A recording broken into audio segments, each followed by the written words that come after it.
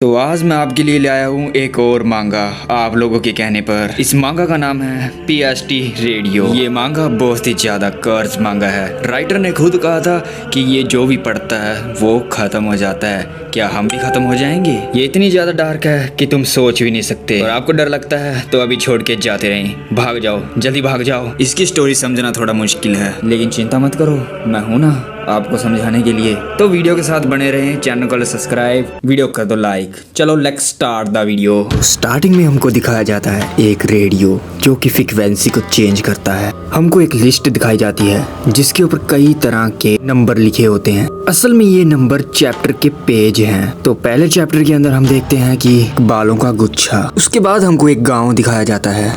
उस गांव के अंदर एक लड़की और उसकी दादी माँ रहती है और वो लड़की बोलती है कि क्या मुझे सच में इसको काटना पड़ेगा दादी माँ? उसके बाद दादी बोलती है बस थोड़ी देर सब्र करो, उसके बाद ये फिर से बढ़ जाएंगे बेटा। अगर तुम इसको अभी काट दोगी तो आगे चल के अच्छा रहेगा। मुझे काटना पड़ेगा, नहीं तो वो तुमको ले जाएंगे। जब मैं जवान होती थी तो मैं भी इनको काटती थी। चिंता मत करो, सब ठीक हो जाएगा। इससे पता चलता है कि वो किससे डर रहे हैं। देवता होता है जो लड़कियों के बाल लेता है, और वो क्यों लेता है उसका आगे पता चलेगा। उसी रात दो लोग दिखाए जाते हैं जो टेरेस पे खड़े होते हैं तो और आपस में बातें कर रहे होते हैं। उनमें से एक लड़का बोलता है हाँ यकीनन, उनके कहने का मतलब था कि जब भी हम किनारे पे खड़े होते हैं तो ऐसा लगता है कि हमको कोई खींचा जा रहा है? और दूसरा लड़का बोलता है उफ, इस तरह की ऊंचाइयां इंसान को अक्सर डरा देती हैं। तुमको क्या लगता है इंसान ऊंचाई से क्यों डरता है? जैसे हम सोच सकते हैं कि वास्तव में हमको कोई चीज खींचने की कोशिश कर रही हो। हाँ, तुम कहना क्या चाहते हो? मैं समझा नहीं।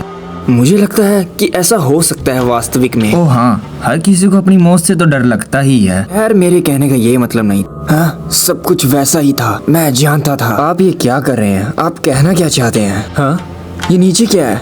जरा देखना, ये तो हमारी तरफ ही बढ़ रहा है धीरे धीरे। ये क्या चीज है? ये इसके सर है। सर कुछ कीजिए। Who's that? Blind you? उसके बाद सीन चेंज होता है। वहीं से स्टार्ट होती है स्टोरी। हमें एक ट्रेन दिखाई जाती है। उस ट्रेन के अंदर वही लड़की बैठी होती है जिसके बाल काटे गए थे।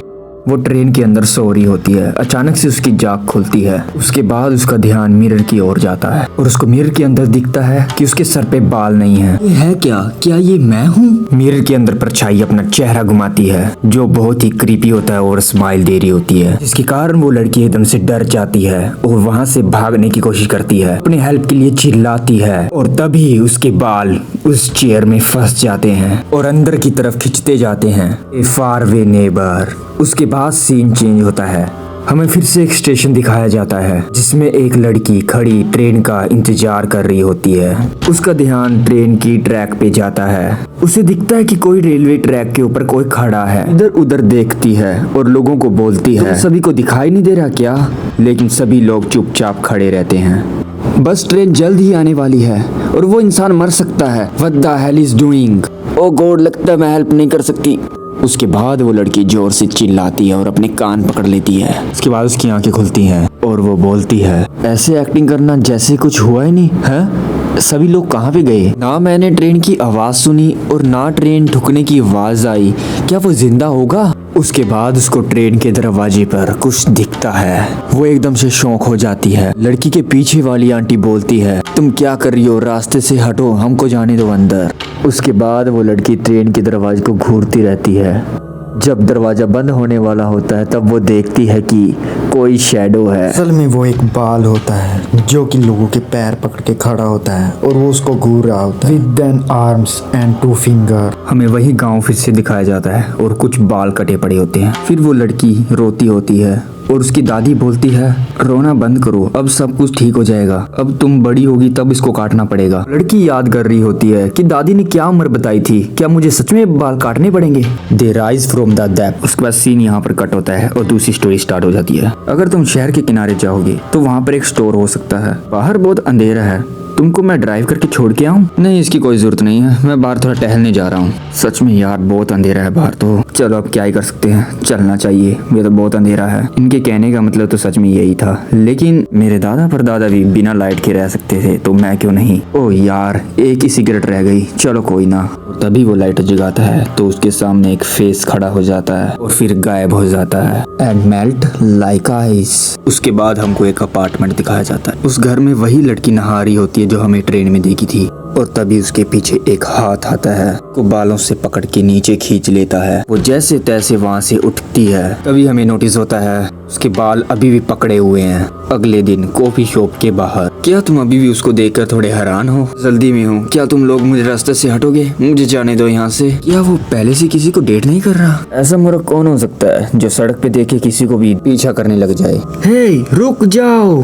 तभी वो वहीं पर रुक जाता है और उसको देखता है। वो दोनों कॉफी शॉप के अंदर जाते हैं। हमें पता चलता है कि ये वही लड़की है, लेकिन इसके सर पे बाल नहीं होते। तभी वो लड़का सोचता है ये अच्छी नहीं दिख रही, क्या इसमें भी मेरी गलती है? शायद वो टूट गई अंदर से, इसलिए वो बीमार है। पर इसने अपने सर के बाल क्यों काटे? तभी वो लड़की बोलती है इससे आपका कोई लेना देना नहीं है गीता, तुमने जो सोचा वो गलत है। क्या? इसको कैसे पता कि मैं क्या सोच रहा हूँ? क्या ये कोई मजाक कर रही है कि मेरे साथ? हर लड़का यही क्यों सोचता है कि लड़की को कोई भी प्रॉब्लम होगी तो उसके लिए लड़का ही जिम्मेवार होगा? हाँ, तुमको शायद मेरे से पूछना नहीं चाहिए, पर ये किस बारे में मेरे से बात कर रही है? अगर इसमें मेरी गलती है तो फिर तो मैं नहीं बात करूंगा। तुम मेरे बालों के बारे में जानना चाहते हो? सच कहूँ तो तुम्हारे बुलाने से भी मुझे रुकना नहीं चाहिए था। सच कहूँ तो तुम जो भी हरकतें कर रही हो मैं उसके अंदर इन्वॉल्व नहीं होना चाहता। क्या तुम किसी नाटक में भर्ती हुई हो? तुमको तो पता ही है, ऐसा इंसान हूँ जो अपने दोस्तों को ऐसा देखूंगा तो मैं सबसे ज्यादा घिन्ना करूंगा। ऑलराइट, ठीक है। वास्तव में इसकी शुरुआत आपसे हुई, लेकिन मैंने झूठ बोला। मैंने बोला कि इससे आपका कोई लेना देना नहीं है। मुझे लगता है कि हमने कुछ ही टाइम के बाद डेटिंग शुरू की थी मेरे साथ। अच्छा ठीक है।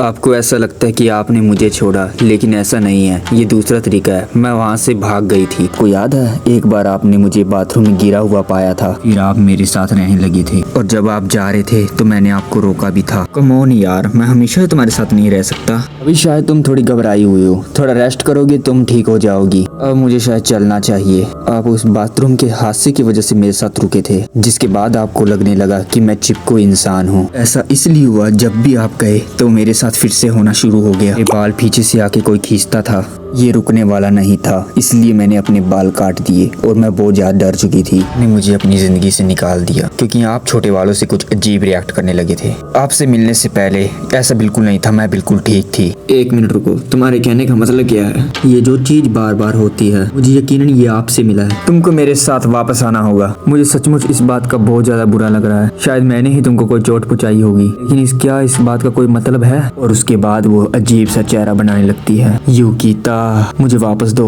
देखने से ऐसा लगता है जैसे उसको कोई कंट्रोल कर रहा हो। मैंने ये कभी इसलिए नहीं कहा क्योंकि मुझे गिल्ट फील होता। फिर वो थैंक्स कह के वहाँ से चली जाती है। चीफू का चेहरा बदल चुका था, लेकिन वो किस बारे में बात कर रही थी? उसको कुछ तो हुआ है, और उसका दोषी महसूस करने से क्या मतलब? वो ऐसे अजीब तरह से क्यों शर्मा रही थी? उसके बाद वो पिछली बातों को याद करने लग जाता है। हे, क्या तुम मेरी इसमें मत करोगे? जब भी घर आते हो बस टीवी में घुस जाते हो। कितने आलसी हो, मेरे डिनर बनाने में मदद नहीं कर सकते? सॉरी, कभी कभार मेरी मदद कर देनी चाहिए।